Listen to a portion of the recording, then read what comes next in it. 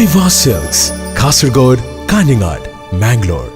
ഒരു രാജ്യം പ്രതിസന്ധിയിലുണ്ടാകുമ്പോൾ ആ രാജ്യത്തെ ജനങ്ങൾക്ക് ഭരണാധികാരികൾ എങ്ങനെയാണ് താങ്ങും തണലുമായി നിൽക്കേണ്ടത്? ഏറ്റവും വലിയ ഉദാഹരണമാണ് ബഹ്റൈൻ ഭരണകൂടം.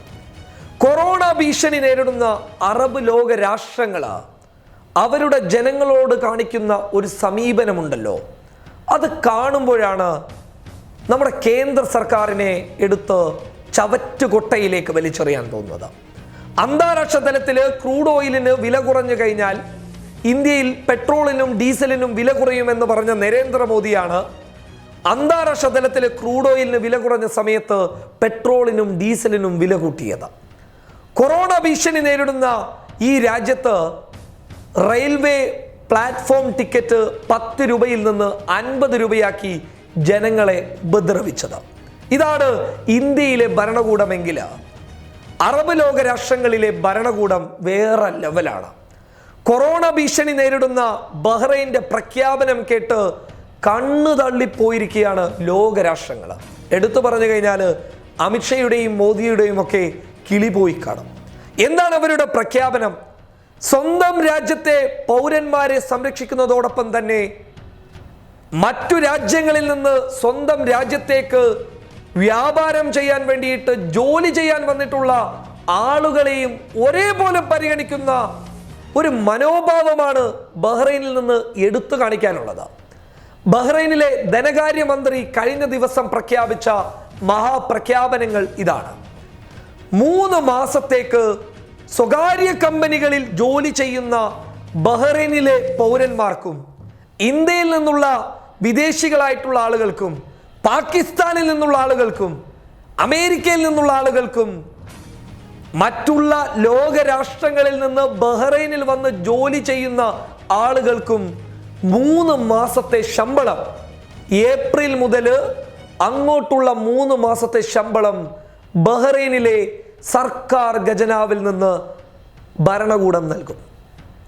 ഇതാണ് പ്രഖ്യാപനം. രണ്ടാമത്തെ പ്രഖ്യാപനം ഇതാണ്: ബഹ്റൈനിൽ താമസിക്കുന്ന ബഹ്റൈനിലെ പൗരന്മാർക്കും ബഹ്റൈനിലേക്ക് ജോലി ആവശ്യമായിട്ട് വന്ന് ബഹ്റൈനിൽ താമസിക്കുന്ന വിദേശികളായിട്ടുള്ള ആളുകൾക്കും 3 മാസത്തെ വൈദ്യുതി ബില്ലും വെള്ളത്തിൻ്റെ ബില്ലും അടയ്ക്കേണ്ടി വരില്ല. അത് സർക്കാർ അടക്കും.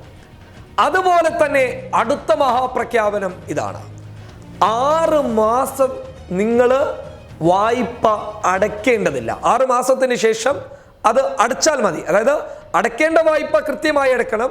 പക്ഷേ 6 മാസം നിങ്ങൾക്കൊരു ഇളവ് നൽകുകയാണ്. 6 മാസത്തിന് ശേഷം നിങ്ങൾ വായ്പ അടച്ചാൽ മതി. ആരാണ്? പൗരന്മാർ മാത്രമല്ല, മറ്റു രാജ്യങ്ങളിൽ നിന്ന് വന്നിട്ടുള്ള ആളുകളും ഇത് തന്നെയാണ് ആ രാജ്യത്ത് ചെയ്യേണ്ടത്. ഇതാണ് മഹാപ്രഖ്യാപനം. ഒരു പ്രതിസന്ധി വരുമ്പോൾ, കൊറോണ ഭീഷണി നേരിടുമ്പോൾ, വ്യാപാര മേഖലകൾ തകർന്നു പോകുമ്പോൾ, കയ്യിൽ കാശില്ലാതെ വരുമ്പോൾ ആ രാജ്യത്തെ ജനങ്ങൾക്ക് താങ്ങും തണലുമായി നിൽക്കുന്ന ഒരു ഭരണകൂടം. ബഹ്റൈനെ പോലെയൊക്കെ ഇതുപോലെയുള്ള മഹാപ്രഖ്യാപനം നടത്താൻ നമ്മുടെ ഇന്ത്യ തയ്യാറാകുമോ? ഇന്ത്യക്ക് സാധിക്കുമോ? ഇന്ത്യയിൽ പണ്ട് മുതലുണ്ടായ കാര്യങ്ങൾ നിലനിർത്താൻ വേണ്ടിയിട്ട് ഈ കേന്ദ്ര സർക്കാരിന് സാധിക്കുമോ? എന്താണ് ഇന്ത്യൻ ഭരണകൂടം ചെയ്യുന്നുള്ളത്? ജനങ്ങളെ ബുദ്ധിമുട്ടാക്കുകയാണ്, ജനങ്ങളെ പരിഭ്രാന്തരാക്കി മാറ്റുകയാണ്. ഓരോ നിമിഷവും ഈ രാജ്യത്തിൻ്റെ സാമ്പത്തിക സ്രോതസ്സുകളെ വെല്ലുവിളിക്കുന്ന നയങ്ങളാണ് ഇവിടെ കേന്ദ്ര സർക്കാർ പ്രഖ്യാപിച്ചുകൊണ്ടിരിക്കുന്നത്.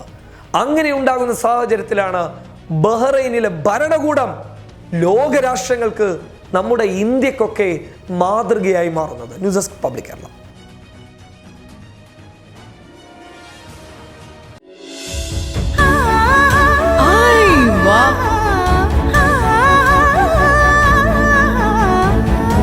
Aiwa silks, Kasaragod, Kanhangad, Mangalore.